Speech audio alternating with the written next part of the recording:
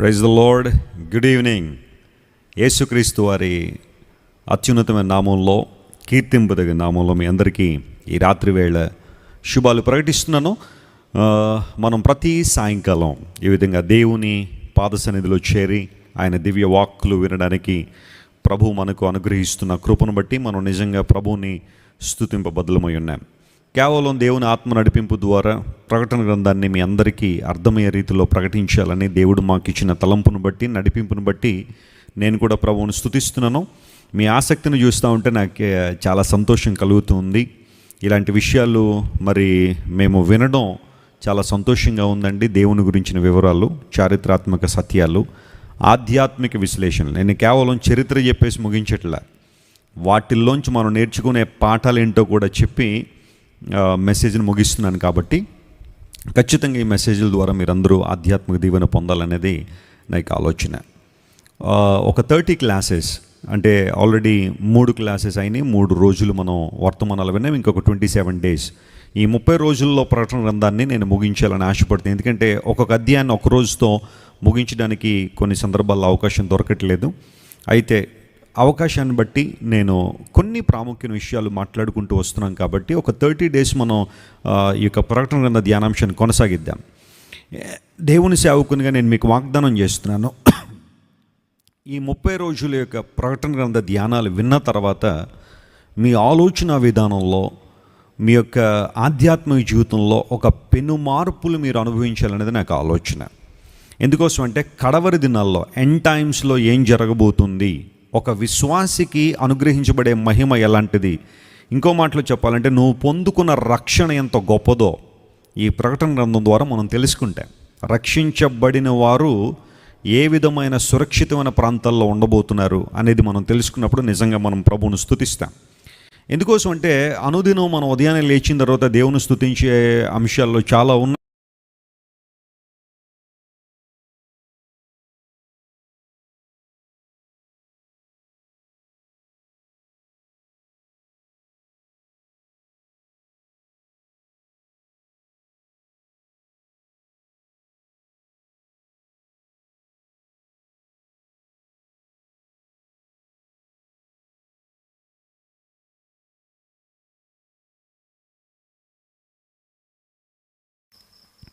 So చాలాసార్లు మనం ప్రభువుని స్తుతిస్తూ ఉంటాం. ప్రభువా, నీవు నాకు ఇచ్చిన రక్షణను బట్టి నీ వందనాలు, నాకు ఇచ్చిన విశ్వాసాన్ని బట్టి నీ వందనాలని ప్రభువును స్తుతిస్తాం. అయితే ఒక క్రైస్తవుడు పొందుకున్న రక్షణ ఎంత విలువైందో, రక్షణ పొందిన వారికి ఇవ్వబడబోతున్న మహిమ ఎంత గొప్పదో ప్రకటన గ్రంథాన్ని చదవడం ద్వారా మనం తెలుసుకుంటున్నాం.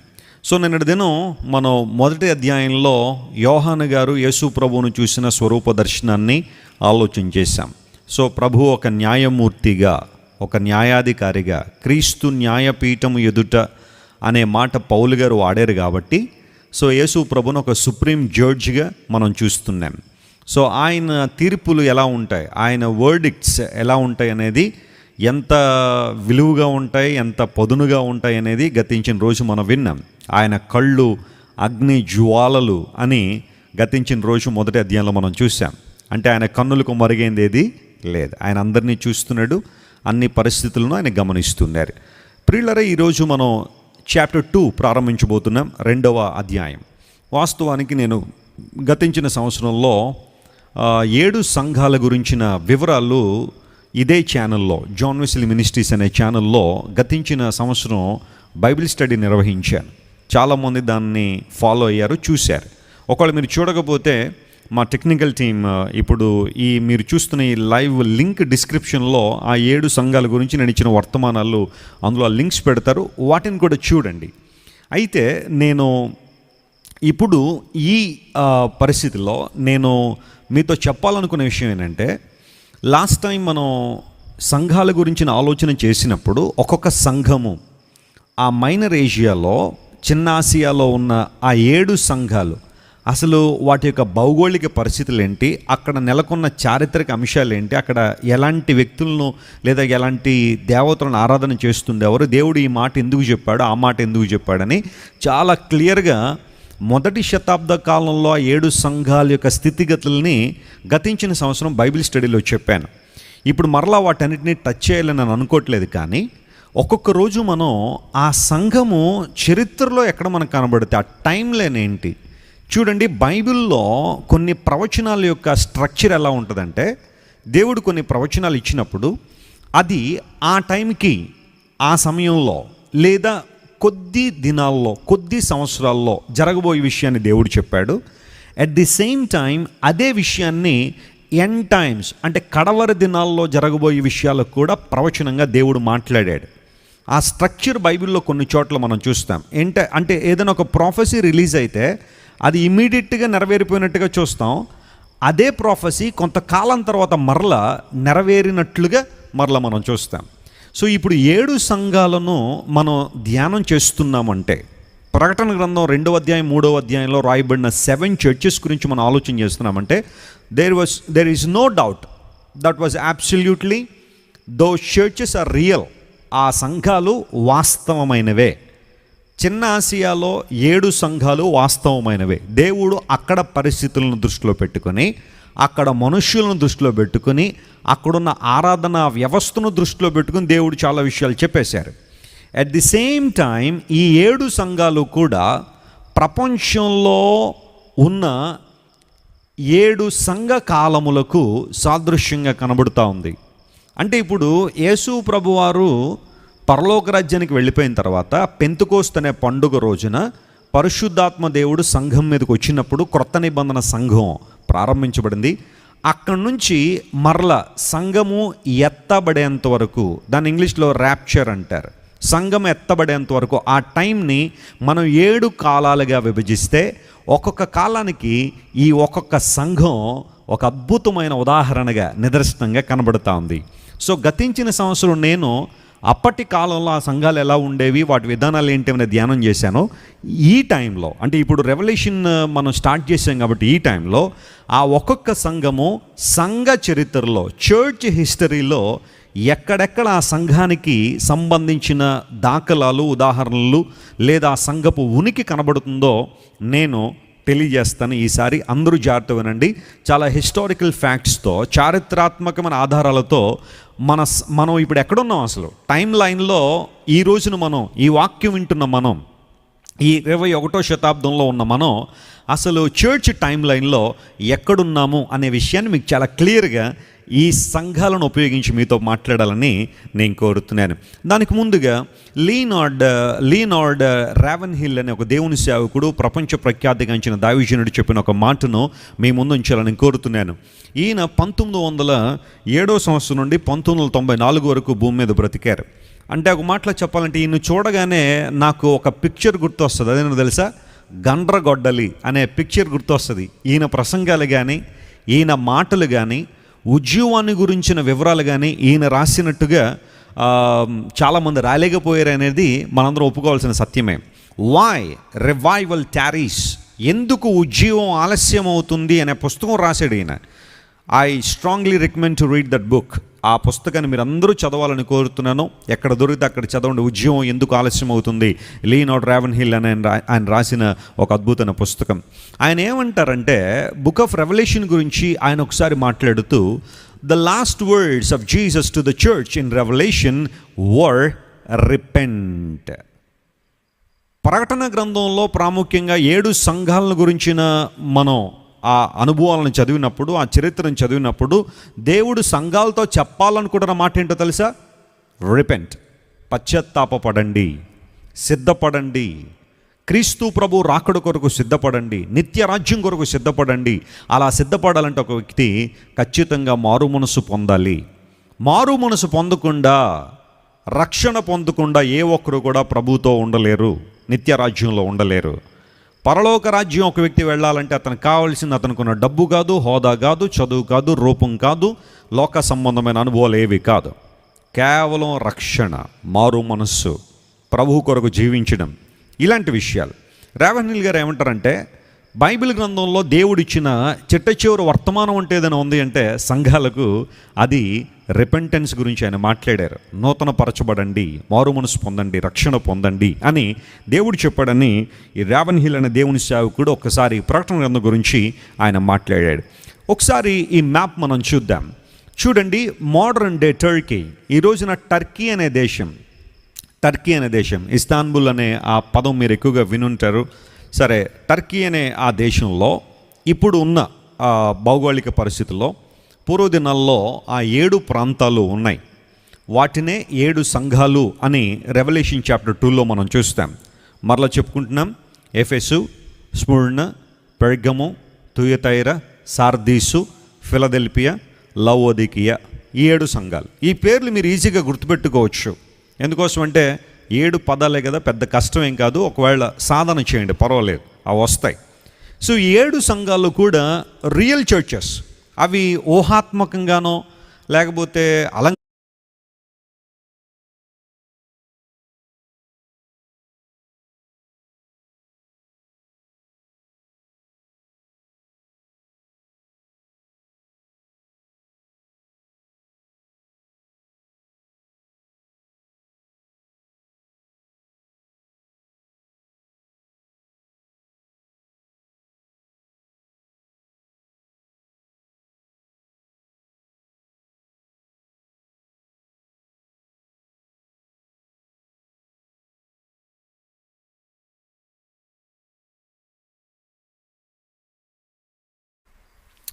సో ఈ 7 సంఘాలు ఏవైతే ప్రకటన గ్రంథం 2వ అధ్యాయం 3వ అధ్యాయంలో మెన్షన్ చేయబడ్డాయో, దే వర్ రియల్ చర్చెస్. అవి నిజంగా ఉన్న సంఘాలే. వాస్తవానికి ప్రియులారా, బైబిల్ చరిత్ర కాలంలో ఆ సంఘాలను లేదా ఆ సంఘాలు ఉన్న ప్రాంతాన్ని చిన్న ఆసియా అని పిలుస్తారు. అందరూ చెప్పండి, ఏమని పిలుస్తారు? చిన్న ఆసియా, ఇంగ్లీష్లో మైనర్ ఏషియా అని పిలుస్తారు. మధ్యధరా సముద్రము, ఏజియన్ సముద్రానికి ఆనుకున్న ఆ భూభాగం అంతా కూడా పూర్వదినాల్లో చిన్న ఆసియా అని పిలిచేవారు. అయితే ఆ చిన్న ఆసియాలో చాలా అద్భుతమైన సంఘటనలు జరిగినట్టుగా అపోస్తలుల కార్యము గ్రంథంలో కూడా మనం చూస్తాం. కొంతమంది ఈ రోజుల్లో చిన్న ఆసియాని ఆసియా ఖండం అనేసుకుని బైబిల్ మీద కొంచెం బురద జల్లడానికి చాలామంది ప్రయత్నం చేస్తూ ఉన్నారు. అపోస్తలుల కార్యాల్లో ప్రాముఖ్యంగా 16వ అధ్యాయంలో ఆసియాలో వాక్యం చెప్పకూడదని పరిశుద్ధాత్మ వారిని ఆటంకపరిచాడనే మాటను కొంతమంది క్రైస్తవ విరోధులు ఆ రిఫరెన్స్ తీసి, ఆసియాలో వాక్యం చెప్పకూడదని మీ బైబిల్లోనే ఉంది కదా, మరి మీరు ఎందుకు భారతదేశంలో చెప్తున్నారు వాక్యాన్ని అని కొంతమంది ప్రశ్నిస్తూ ఉన్నారు. అంటే బైబిల్ చదవడంలో కొంచెం అనుభవం లేక, లేదా బైబిల్ అంటే ఏంటో తెలియక, ఆ ప్రాంతం ఏంటి, ఆ ప్లేస్ ఏంటి అనేది కొంచెం అవగాహన లేకుండా పైపైన మాటలు పట్టేసుకుని మాట్లాడడం కొంచెం అవివేకంగానే కనిపిస్తూ ఉంది. ఆసియాలో వాక్యం చెప్పకూడదంటే ఈ రోజుని ఇప్పుడున్న ఆసియా ఖండం గురించి కాదు. ఈ రోజున మనం ఉన్న ఆసియా ఖండం చాలా పెద్దది. ఆసియా ఖండంలో దగ్గరగా 50 దేశాలు ఉన్నాయి. 50 దేశాలు, చైనా కానీ, భారతదేశం కానీ, రష్యాలో కొంత భాగం కానీ, తైవాన్ కానీ, జపాన్ కానీ, ఇలాంటి గొప్ప గొప్ప దేశాలన్నీ కూడా ఆసియా ఖండంలోనే ఉన్నాయి. సో అక్కడ యాక్ట్స్ చాప్టర్ 16లో ఆసియాలో వాక్యం చెప్పకూడదంటే ఈ ఎంటైర్ ఏషియాలోని కాదు, అక్కడ ఆసియా ఖండం అని కాదు. ఆసియా అంటే అక్కడ ఉన్నబడిన ఆ ప్రాంతం చిన్న ఆసియా, మైనర్ ఏషియా అనే ఆ ప్రాంతంలో ఆ పర్టికులర్ టైంలో దేవుడు పౌలును వెళ్ళొద్దన్నాడు. అన్నంత మాత్రాన అక్కడ సువార్త చెప్పకూడదని కాదు. ఆ తర్వాత పౌలు గారు ఆయా ప్రాంతాలన్నీ తిరిగి సువార్త ప్రకటించారు. దేవుని శిష్యులు కూడా చాలా ప్రాంతాల్లో సువార్త ప్రకటించారు. అన్ని ప్రాంతాల్లో సువార్త వెదజల్లబడాలని దేవునికి ఆలోచన. ఇప్పుడున్న ఆసియా ఖండంలో 50 దేశాలు ఉన్నాయి. కానీ అంతకుముందు ఆ ప్రాంతాన్ని, టర్కీలో ఉన్న చిన్న ప్రాంతాన్ని మైనర్ ఏషియా అని పిలుస్తారు. అందులో మీరు చూస్తున్న మ్యాప్లో ఉన్నట్టుగానే 7 ప్రాముఖ్యమైన పట్టణాలు, 7 సిటీస్ అక్కడ ఉన్నాయి. అవన్నీ కూడా ఒకదానికొకటి అనుసంధానం చేయబడిన పట్టణాలు. నేను ఆల్రెడీ చెప్పాను, విలియం హర్ష్లీ ర్యామ్సే అనబడే వ్యక్తి ఒక ఆర్కియాలజిస్ట్, న్యూ టెస్టమెంట్ స్కాలర్. ఆయన ఈ ప్రాంతాల మీద రీసెర్చ్ చేసి ఇవన్నీ కూడా కనెక్ట్ అయ్యిన పట్టణాలే, ఒక్క ప్రాంతం నుండి బయలుదేరితే అన్ని చుట్టొచ్చేయచ్చు అనే విషయాన్ని ఆయన కూడా ధృవీకరించాడు.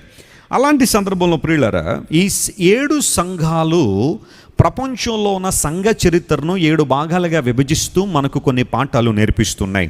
అండ్ మోస్ట్ ఇంపార్టెంట్లీ, ఈ 7 సంఘాల గురించిన ధ్యానాంశాన్ని మనం చేస్తూ ఉంటే దీనిలో ప్రాముఖ్యంగా మనకు అర్థమయ్యేది ఏంటంటే, యేసుక్రీస్తు ప్రభు లక్షణాలు ఏంటి. ఎందుకోసం అంటే ప్రతి సంఘానికి ఆయన ఉత్తరం రాస్తున్నప్పుడు, ప్రభు ఉత్తరం రాస్తున్నప్పుడు ఆయన తన పరిచయ వాక్కులను అక్కడ ఉంచాడు. ప్రతి సంఘానికి తాను ఎవరో, ఆయన ఎలాంటి వాడో చాలా క్లియర్గా చెప్పాడు. ఆ మాట చెప్పకుండా తన గురించిన ఇంట్రడక్షన్ దేవుడు ఇవ్వకుండా ఉత్తరాన్ని ముందుకు తీసుకెళ్ళలేరు.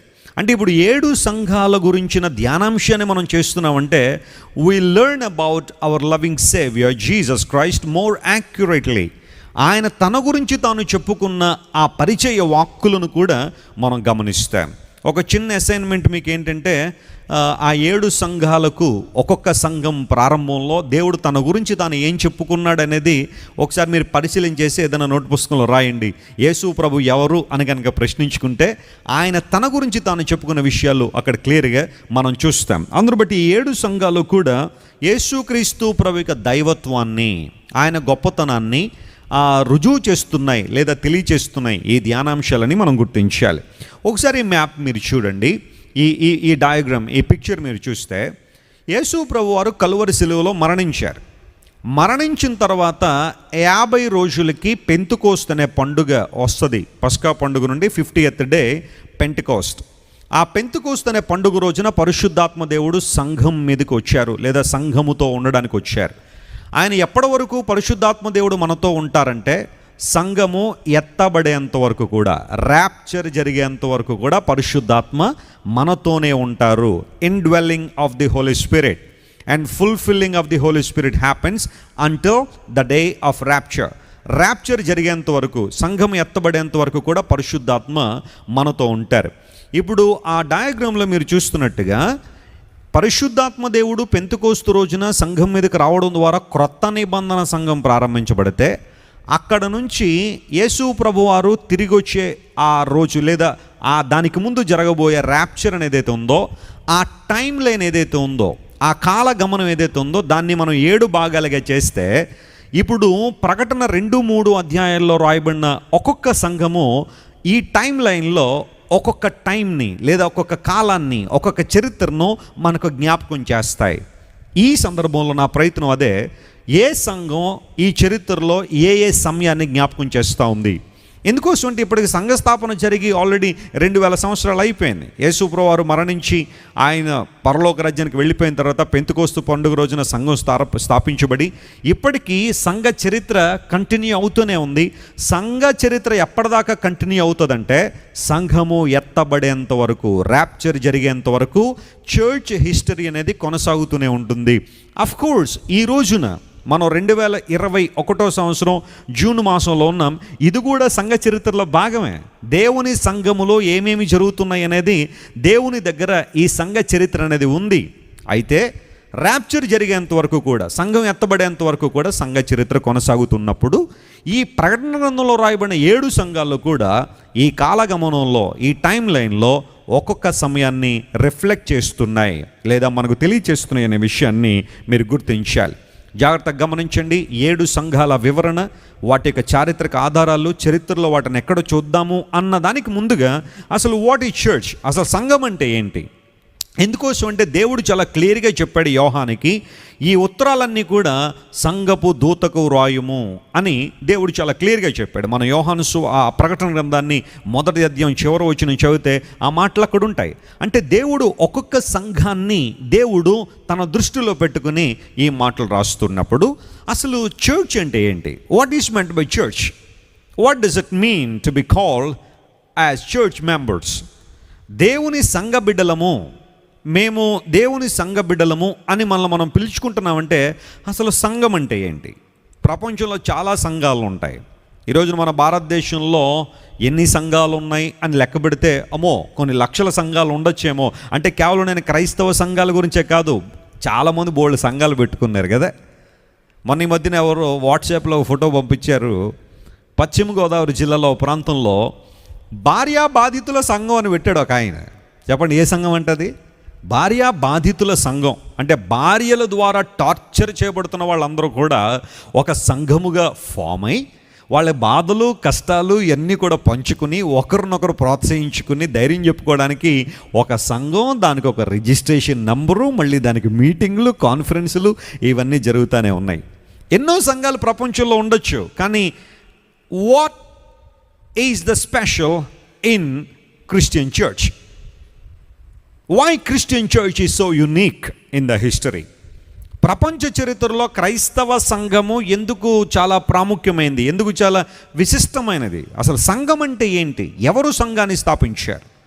కొంతమంది ఏమనుకుంటారంటే సంఘాన్ని స్థాపించింది పేతురు గారు అనుకుంటారు. చెప్పండి, ఎవరు స్థాపించారట సంఘాన్ని? పేతురు గారు స్థాపించారు అనుకుంటారు. పేతురు గారో, యోహాను గారో, యాకోబు గారో, తోమా గారో కాదు సంఘాలు స్థాపించింది. అసలు సిసలైన మీనింగ్ సంఘాన్ని ఎవరు స్థాపించారంటే ప్రభు అయిన యేసుక్రీస్తు వారు తన రక్తమిచ్చి, చెప్పండి, ఆయన దేవుని బిడ్డలను కొనుక్కోవడం ద్వారా వారందరినీ కూడా సంఘముగా చేర్చింది ఎవరు? దేవుడు, ప్రభు అయిన యేసుక్రీస్తు వారు. అంటే ఇప్పుడు సంఘ స్థాపకులు ఎవరు అంటే, అఫ్ కోర్స్ ఒకవేళ లోకల్ చర్చెస్ చాలా ఉంటాయి. క్రైస్ట్ వర్షిప్ సెంటర్ ఎవరి ద్వారా స్థాపించబడింది? దైవజనులు జోసెఫ్ విజయ్ కుమార్ గారి ద్వారా. లేదా మరొక సంఘం ఎవరు స్థాపించారు? ఈ లోకల్ చర్చెస్ అన్నీ కూడా ఒక్కొక్క వ్యవస్థాపకులు ఒక్కొక్క రోజు ఒక్కొక్క సంవత్సరంలో వాటిని స్థాపించి ఉండొచ్చేమో. కానీ యూనివర్సల్ చర్చ్, దేవుని సంఘము, యేసుక్రీస్తు ప్రభు సంఘము స్థాపించింది ఆయనే. ప్రభు అయిన యేసుక్రీస్తు వారే దానికి ఫౌండర్. అపోస్తలుడైన పౌలు అపోస్తలుల కార్యముల గ్రంథంలో ఒక చక్కని మాటను తెలియచేస్తాడు. చూద్దాం, చూడండి.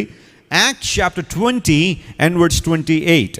20వ అధ్యాయం 28వ వచనం అపోస్తలుల కార్యముల గ్రంథం. దాంట్లో ఒక మాట రాయబడింది. దేవుడు తన స్వరక్తమిచ్చి, చూడండి ఈ మాట అండర్లైన్ చేసుకోండి. దేవుడు తన స్వరక్తమిచ్చి సంపాదించిన తన సంఘమును కాయుటకు. చాలండి. ఇప్పుడు సంఘాన్ని ఎవరు సంపాదించారట? ప్రభు అయిన యేసుక్రీస్తు వారు. ఇప్పుడు యేసు ప్రభు దేవుడా అంటే ఈ వచనం కూడా ఒక మంచి ఉదాహరణే. ఇప్పుడు దేవుడు తన స్వరక్తం ఇచ్చి ఇప్పుడు రక్తం కార్చింది ఎవరు శిలువ మీద? యేసు ప్రభువే కదా. యేసు ప్రభువే శిలువ మీద రక్తం కార్చారు కదా. ఇప్పుడు పౌలు ఏమంటున్నాడంటే, విత్ హిస్ ఓన్ బ్లడ్, తన సొంత రక్తాన్ని కార్చి, స్వరక్తాన్ని కార్చి యేసు ప్రభు సంఘాన్ని సంపాదించుకున్నాడు. అంటే ఇప్పుడు అర్థం ఏంటి అంటే, సంఘము అనగా యేసుక్రీస్తు ప్రభు రక్తము ద్వారా కొనబడిన వారు. స్తోత్రం చెప్పండి, హల్లెలూయా. ఈ కార్యక్రమం చూస్తున్న ఎవరైనా సరే మారు మనసు పొంది రక్షణ పొంది యేసు ప్రభు రక్తం ద్వారా కడగబడితే మీరు దేవుని సంఘములో సభ్యులై ఉన్నారు. మీరు దేవుని సంఘంలో సభ్యులై ఉన్నారు. క్రీస్తు ప్రభు తన స్వరక్తం ఇచ్చి సంఘాన్ని సంపాదించారు. So no doubt Jesus Christ is the founder of the church. It's not Peter, not John or anybody else. Pethuru, Yohanu మరొకళ్ళు కాదు సంఘాన్ని స్థాపించింది. ప్రభు అని యేసుక్రీస్తు వారు సంఘాన్ని స్థాపించారు. అయితే ఈ సంఘము అనే మాట గ్రీకు భాషలో, ఎందుకంటే నూతన నిబంధన గ్రీకు భాషలో రాయబడింది కాబట్టి సంఘము అని ప్రస్తావించబడిన చాలా చోట్ల గ్రీకులో ఉపయోగించబడిన పదం ఎక్లేషియా. అందరూ చెప్పండి, ఆ పదం ఏంటి? ఎక్లేషియా. గ్రీకు పదాన్ని మనం చూస్తే ఎక్లేషియా అనే పదాన్ని మనం బైబిల్లో చాలాసార్లు చూస్తూ ఉంటాం. ఎస్పెషల్లీ న్యూ టెస్ట్మెంట్లో ఎక్లేషియా అనే పదాన్ని చూస్తాం. మీరు చూస్తున్నారు, దట్స్ ద గ్రీక్ వర్డ్. ఇప్పుడు ఎక్లేషియా అనే మాటకు అర్థం ఏంటంటే కాల్డ్ అవుట్, పిలవబడిన వారు అని అర్థం. పిలవబడిన వారు. ఎవరు పిలిచారు, ఎందుకు పిలిచారు, దేనికోసం పిలిచారు అనేది ఆలోచన చేస్తే యేసుక్రీస్తు ప్రభు మనందరినీ కూడా తన మహిమ నిమిత్తము, తన రాజ్య విస్తరణ నిమిత్తము, తన ప్రణాళికలు నెరవేర్చబడినట్లుగా ఆయన మనల్ని పిలుచుకున్నాడు. యెషయా గ్రంథంలో కూడా మాట ఉంటుంది, దూరంగా చెదిరిపోయిన ప్రజలందరినీ కూడా పిలవడానికి దేవుడు ఒక ధ్వజాన్ని నిలవబెట్టాడని ఐజయా 5:26లో మనం చూస్తాం. యెషయా 5:26లో ఆ మాట ఉంటుంది. అంటే యేసు ప్రభు వారి శిలువ మీద ప్రేమ అనే ధ్వజాన్ని నిలవబెట్టి మనందరినీ పిలిచాడు. మనందరం యేసు ప్రభు ద్వారా పిలవబడ్డాము, ఆయన రాజ్యములోనికి ఆహ్వానించబడ్డాం. ఎక్లేషియా అనే మాటకు పిలవబడుట లేదా యేసుక్రీస్తు ప్రభు ద్వారా పిలవబడుట అనే మాటను మనం గమనించాలి. నిజమే, మనందరం కూడా క్రీస్తు ప్రభు నామం ద్వారా పిలవబడి ఆయన యొక్క చిత్తానుసారంగా మనం ముందుకు సాగిపోతున్నాం. ఇలాంటి అద్భుతమైన సంఘాన్ని దేవుడు తన సంఘముగా తను రక్తం పెట్టి కొనుక్కున్నాడు. కాబట్టే సంఘాలను దేవుడు స్క్రూట్నీ చేస్తున్నాడు. నిన్న కూడా మనం విన్నాం, ఆయన కళ్ళు ఫ్లేమ్స్ ఆఫ్ ఫైర్ అనగా అగ్ని జ్వాలలు అనగా ఇన్ఎస్కేపబుల్ స్క్రూట్నీ. సంఘాన్ని దేవుడు చూస్తున్నప్పుడు ఆ సంఘం యొక్క పరిస్థితి ఎలా ఉంది, వాటి స్థితిగతులు ఏంటనేది దేవుడు చాలా క్లియర్గా ఆయన చూస్తూనే ఉన్నాడు. ఆయన కన్నులకు మరుగైంది ఏదీ లేదు.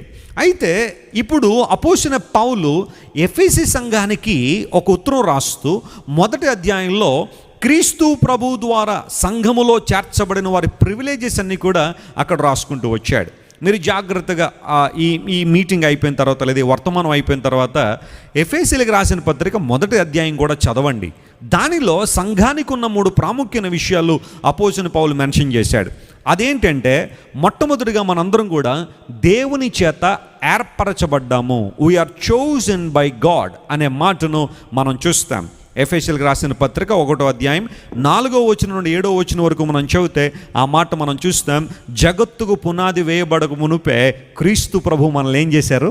ఏర్పాటు చేసుకున్నారు అనే మాట. సో సంఘం అనగా దేవుని చేత ఏర్పాటు చేయబడిన వారు. రెండవ ప్రివిలేజ్ ఏంటి అంటే we are redeemed by the blood of Jesus.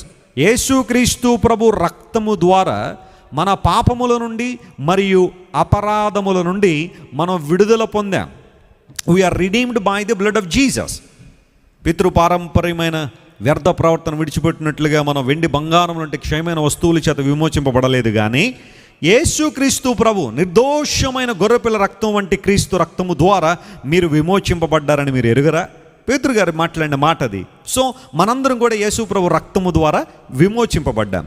మూడవ ప్రివిలేజ్ ఏంటి అంటే దేవుని సంఘములో ఉన్న వారికి ఇవ్వబడిన మూడవ ప్రివిలేజ్ ఏంటంటే they are sealed by the Holy spirit. పరిశుద్ధాత్మ ద్వారా మనం ఏం చేయబడ్డాం? ముద్రించబడ్డాం. మనందరం కూడా పరిశుద్ధాత్మ ద్వారా ముద్రించబడ్డాం. We carry the seal of holy spirit. పరిశుద్ధాత్మ దేవుడు మనల్ని ముద్రించాడట. ఎంతవరకు అంటే పౌలు గారు అంటారు, విమోచన దినం వరకు మీరు ఏం చేయబడ్డారు? ముద్రించబడ్డారు. You have a seal of holy spirit. You have a seal of the spirit of God. దేవుని ఆత్మ అనే ముద్ర మన మీద ఉంది. అందును బట్టే రక్షించబడిన ప్రతి ఒక్కరూ కూడా పరిశుద్ధాత్మ చేత నింపబడ్డారు, లేదా పరిశుద్ధాత్మ దేవుడు వారిలో ఉంటారనడానికి ఈ ఎఫెసీయులకు రాసిన పత్రిక ఒక మంచి ఉదాహరణగా మనకు కనబడుతూ ఉంది. These 3 are the privileges of the church of God. Yesukristu ప్రభు యొక్క సంఘం యొక్క విశిష్టత ఏంటంటే మొట్టమొదటిగా వారు పిలువబడ్డారు, అంటే వారు ఏర్పరచబడ్డారు. రెండవది వారు విమోచింపబడ్డారు. మూడవది వారు ముద్రింపబడ్డారు. ఇవి మనకున్న ప్రివిలేజెస్.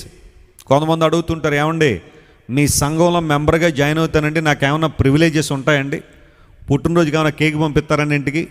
లేకపోతే సమాధి పెట్టి ఏమన్నా ఫ్రీగా ఇస్తారండి చనిపోయిన తర్వాత? మీ సంఘంలో చేరిపోతాను, నాకేమైనా ఎలక్షన్లో నిలబెడతారండి? ట్రెజరర్ పోస్ట్ ఏమన్నా ఇప్పిస్తారండి? కొంచెం లాభదాయకంగా ఉంటుందని చెప్తున్నారు అందరూ.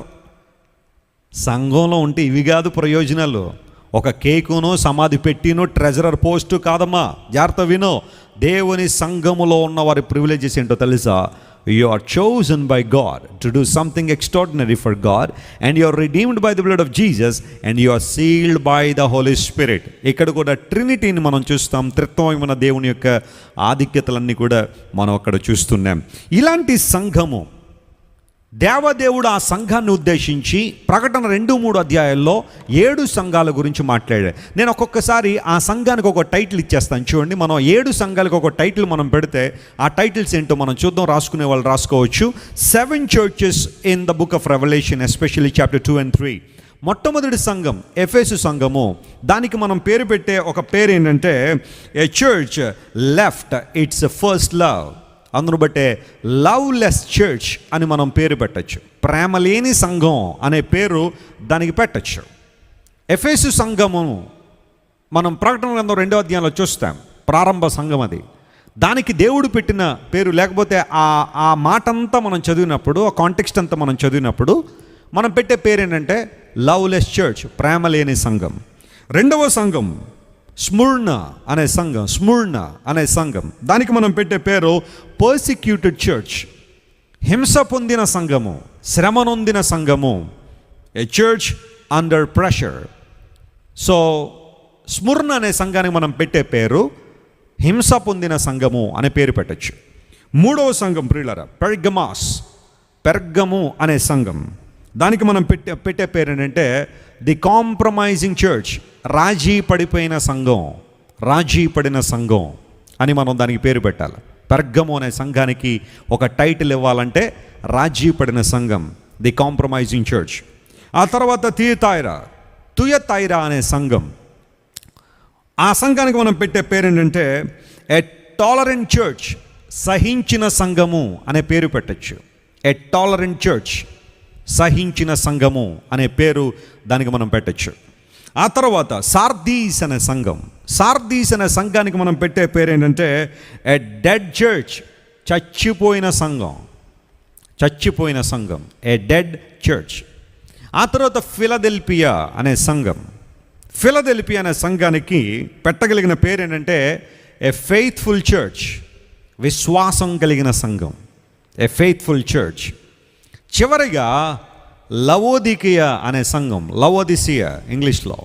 సో లవోదిసియా అనే సంఘానికి ఇక పెట్టే పేరు ఏంటంటే లూక్ వామ్ చర్చ్. లూక్ వామ్ చర్చ్, నులువెచ్చని సంఘము అనే పేరు. ఇప్పుడు చూసారా, 7 సంఘాలు 7 సందేశాలను ఇచ్చేస్తున్నాయి మనకి, ఆధ్యాత్మిక సందేశాలు. ఎఫెసు, స్ముర్ణ, పెర్గం, తుయతైరా, సార్దీస్, ఫిలదెల్ఫియా, లవోదికియా. 7 సంఘాలకి ఒక్కొక్క టైటిల్ మనం పెట్టుకుంటే మీరేం చేస్తారంటే మీ బైబిల్లో ప్రకటన గ్రంథం 2-3 అధ్యాయాల్లో ఒక్కొక్క సంఘం అక్కడ రాయబడి ఉంటుంది కదా, ఆ సంఘం పైన ఈ పేర్లు రాయండి. ఇప్పుడు నేను ఇచ్చిన టైటిల్స్ మీ బైబిల్లో రాసుకోండి. ఎప్పుడైనా మీరు బైబిల్ తెరిచినప్పుడు ఇంకా అస్తమానం నోట్స్ మీరు చూడకుండా, ప్రతిసారి నోట్స్ వెరిఫై చేయకుండా అక్కడే మీరు రాసుకోగలిగితే బాగుంటుంది. ఇప్పుడు ఈ మొదటి సంఘం ఎఫెసు సంఘాన్ని గురించిన కొన్ని ప్రాముఖ్య విషయాలు మనం ఆలోచించేద్దాం. దానికి ముందు ఈ 7 సంఘాల గురించిన వివరణ మనం తెలుసుకోవాలంటే ఒక 4 మాటల్లో మనం ప్రతి సంఘాన్ని అర్థం చేసుకోవచ్చు. ప్రతి సంఘాన్ని 4 మాటల్లో అర్థం చేసేసుకుందాం. ఆ 4 మాటలు ఏంటో కూడా చెబుతాను, రాసుకోండి. 1 మెచ్చుకోలు, మెప్పు అనే మాట, మెచ్చుకొనుట లేదా మెచ్చుకోలు. ఇంగ్లీష్లో కమెండేషన్, కమెండేషన్ అనే పదం. కమెండబుల్ అంటే ప్రైజ్ వర్ది అని అర్థం కదా. కమెండబుల్ అంటే ఇప్పుడు దేవుడు సంఘాన్ని మెచ్చుకున్నాడు, వారిలో ఉన్న మంచిని మెచ్చుకున్నాడు, వారిలో ఉన్న పాజిటివ్స్ ఏవైతే ఉన్నాయో దేవుడు వాటిని మెచ్చుకున్నాడు. సో ప్రతి సంఘంలో కూడా ఈ స్ట్రక్చర్ మనం చూస్తాం. మొట్టమొదటిది మెచ్చుకొనుట లేదా మెచ్చుకోలు, కమెండేషన్. రెండవది చూడండి, ప్రతి సంఘంలో కూడా ఒక గద్దింపు అనేది మనం చూస్తూ ఉన్నాం.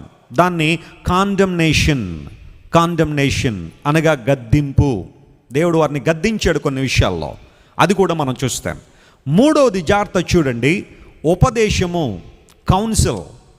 కౌన్సిల్ అనగా ఉపదేశము లేదా సలహా. దేవుడు వారికి చెప్పిన మాట, ఖచ్చితంగా ఒక కౌన్సిల్ అనేది ప్రతి సంఘంలో మనం చూస్తాం. దేవుడు వారికి చెప్పిన ఒక మాట, సరిదిద్దుకోవడానికి ఇచ్చిన అవకాశం అనొచ్చు. అండ్ నాలుగవదిగా సవాలు, సవాలు. దేవుడు ఒకవేళ వారి స్థితిగతులను చెప్పిన తర్వాత మీరు మారు మనసు పొందితే మరలా తిరిగి నా దగ్గరికి రాగలిగితే మీకు ఇవ్వబడే ఆశీర్వాదాలు ఏంటనేది దేవుడు చాలా క్లియర్గా చెప్పాడు. వారిని సవాలు చేశాడు ఆయన దగ్గరికి తిరిగి రామని. అందును బట్టి ఈ 4 మాటలు, ఈ 4 కూడా ఇంగ్లీష్లో రాసుకున్న వాళ్ళకి అన్నీ సీతోనే స్టార్ట్ అయినాయి కదా. Commendation, condemnation, council and challenge. ఈ 4 ముక్కల్లో, ఈ 4 టైటిల్స్లో మనం ప్రతి సంఘాన్ని జాగ్రత్తగా పరిశీలన చేస్తే దేవుడు ఆ సంఘాన్ని ఏం మెచ్చుకున్నాడు, ఆ సంఘానికి ఏం గద్దింపునిచ్చాడు, ఆ సంఘానికి దేవుడు ఏ ఉపదేశాన్ని ఇచ్చాడు, ఆ తర్వాత ఆ సంఘానికి దేవుడు ఏ సవాలునిచ్చాడు అనేది చాలా క్లియర్గా మనం చూస్తాం. అందును బట్టి బైబిల్ ఎప్పుడైనా మనం చదివేటప్పుడు ఇలా టైటిల్స్ పెట్టుకోగలిగితే, అంటే ఆ అవగాహనలోకి మనం రాగలిగితే చాలా బాగా బైబిల్ మనకి అర్థమవుతుంది. సో ఇప్పుడు మనం ఈ సంఘాల గురించి ఆలోచన చేసేటప్పుడల్లా ఈ 4 సీలు, ఈ 4 సీలు కూడా మనం జ్ఞాపకం చేసుకుంటూ ముందుకెళ్దాం. ఇప్పుడు ఒక ఎక్సర్సైజ్ చేద్దాం. చూడండి, త్వరగా మీరు బైబిల్ తెరవండి. ప్రకటన గ్రంథం 2వ అధ్యాయంలో ఈ 4 సీలు ఒకసారి ఐడెంటిఫై చేద్దాం. ఈ 4 విషయాలు కూడా ఒకసారి ఐడెంటిఫై చేద్దాం. బైబిల్ ఉన్న వారందరూ తెరిచి చూడండి. Revelation chapter 2. మొట్టమొదటిగా కమెండేషన్ అనుకున్నాం కదా, అంటే మెచ్చుకొనుట. అది ఎక్కడ మనం చూస్తామంటే ప్రకటన గ్రంథం 2వ అధ్యాయం 2-3 వచనాల్లో ఆ కమెండేషన్ అనేది మనకు కనబడుతుంది. చదవక్కర్లేదు కానీ అది మీరు అండర్లైన్ చేసుకోండి, లేకపోతే ఒక బ్రాకెట్ పెట్టుకుని ఆ మాటను మీరు హైలైట్ చేసుకోవచ్చు. దేవుడు వారిని మెచ్చుకున్న విధానం అక్కడ కనబడుతుంది. ఆ తర్వాత రెండవది కాండమ్నేషన్, దేవుడు వారిని గద్దించింది. 4వ వచనం మనం చూస్తే వారికి ఇవ్వబడిన గద్దింపు ఏంటో అక్కడ ఉంటుంది. నీకుండిన మొదటి ప్రేమ నువ్వేం చేసావు, వదిలేసావు. ఆ తర్వాత 5వ వచనం మనం చూస్తే అక్కడ కౌన్సిల్ కనబడుతుంది, దేవుడిచ్చిన సలహా లేకపోతే ఉపదేశం. ఇప్పుడు వారున్న ఆ పరిస్థితిని సరిదిద్దుకొనగలిగే అవకాశం దేవుడు ఇచ్చాడు. ఏం చేస్తే మీరు మరలా పూర్వవైభవాన్ని పొందుకుంటారనేది దేవుడు మాట్లాడాడు. అందును బట్టి అది కౌన్సిల్ అనగా ఉపదేశం. చివరిలో 7వ వచనం మనం చదివితే, చెవిగలవాడు ఆత్మ సంగములతో చెప్పుచున్న మాట వినుగాక, జయించు వానికి దేవుని పరదేశంలో చెప్పండి ఏమిస్తాను, జీవవృక్ష ఫలములు భుజింపనిస్తాను. అది సవాలు, ఛాలెంజ్. ఈ 4 అంశాల్లో కూడా మనం ప్రతి సంఘాన్ని విభజించగలిగితే ఆ సంఘాన్ని దేవుడు ఎందుకు మెచ్చుకున్నాడు, ఎందుకు గద్దించాడు, తిరిగి ఎలా రమ్మని వారిని సవాలు చేశాడో చాలా క్లియర్గా మనం చూస్తూ ఉన్నాం. ఈ స్ట్రక్చర్ను మీరు గుర్తుపెట్టుకోగలిగితే ప్రకటన గ్రంథంలో 7 సంఘాలు చాలా క్లియర్గా స్పష్టంగా మనకు అర్థం అవుతాయి. Let's jump in to the first church of the book of revelation, that's called Ephesus. ఎఫెసు అనే సంఘాన్ని గురించిన వివరాలు కొన్నింటిని మనం త్వరగా మనం చూద్దాం.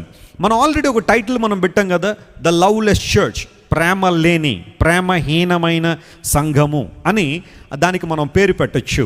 ఎఫెసు అనే పట్టణంలో ఉన్న సంఘాన్ని దేవుడు మాట్లాడుతున్నాడు. చూడండి, ఆ సంఘంలో చాలా మంచి విషయాలు ఉన్నాయి అభినందించడానికి. నీ క్రియలు నాకు తెలుసు, నీ కష్టం నాకు తెలుసు, నీ సహనం నాకు తెలుసు, నికొలాయితుల బోధలను నువ్వు ద్వేషించావని కూడా నాకు తెలుసు. ఈ విషయాలన్నీ కూడా నేను అభినందిస్తున్నాను. కానీ నీ మీద తప్పు ఒకటి మోపవలసి ఉన్నది. నీ మీద తప్పు ఒకటి నేను మోపుతున్నాను. అదేంటంటే నీకుండిన మొదటి ప్రేమను నువ్వేం చేసావు, వదిలిపెట్టేశావు.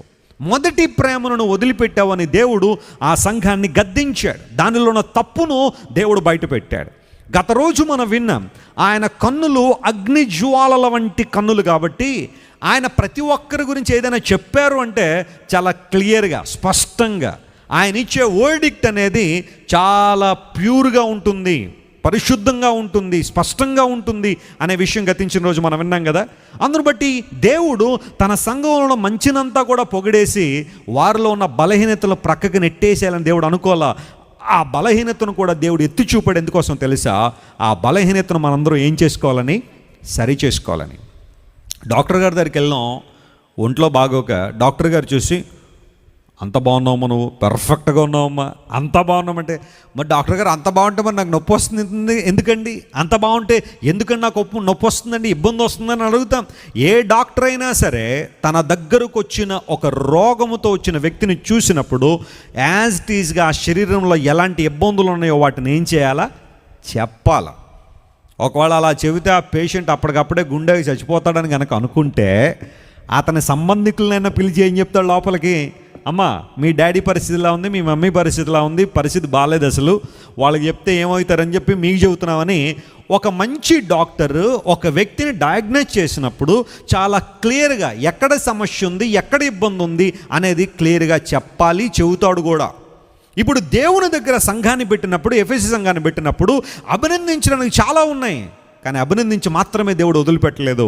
ఆ సంఘము సంపూర్ణతలో నడిపించబడ్డానికి దేవుడు ఏం చేశాడు, నీలో ఒక చిన్న పొరపాటు నేను చూశాను, నీలో ఒక తప్పు ఉంది. అదేనంటే నీకు నా మీద మొదట ఉండిన ప్రేమ ఇప్పుడు కనపట్టలేదు.